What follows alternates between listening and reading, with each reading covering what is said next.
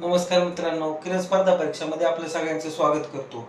आज आपण दशांश अपूर्णांकाचा गुणाकार कसा करायचा बघा, एकदम सोप्या पद्धतीने सांगतो. ज्यावेळेस बघा बऱ्याच पोरांना अडचण येत असते, ज्यावेळेस पॉईंट दिसतो त्यावेळेस बरीच पोरं गरबडली जातात. तर गडबडण्याची काही गरज नाही. तर बघा, एकदम सोप्या पद्धतीने सांगतो.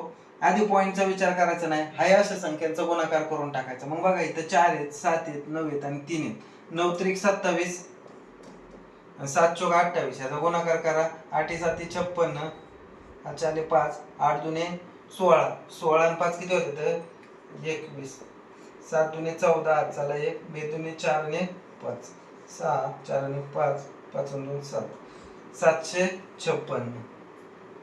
756 बघा, अगोदर काय केला, पॉईंटचा विचार न करता काय केलेलं आहे, फक्त संख्यांचा काय केलेलं आहे, आपण गुणाकार केलेला आहे. मग गुणाकार किती आलाय त्याचा 756.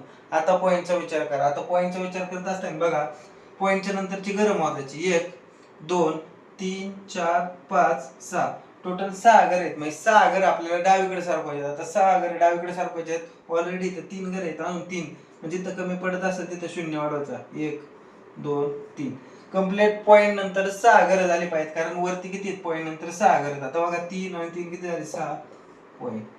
तर अशा पद्धतीने याचं उत्तर आलेलं आहे. जर तुम्हाला व्हिडिओ जर आवडला असेल तर शेअर करा, सबस्क्राईब करा आणि लाईक करायला विसरू नका. धन्यवाद.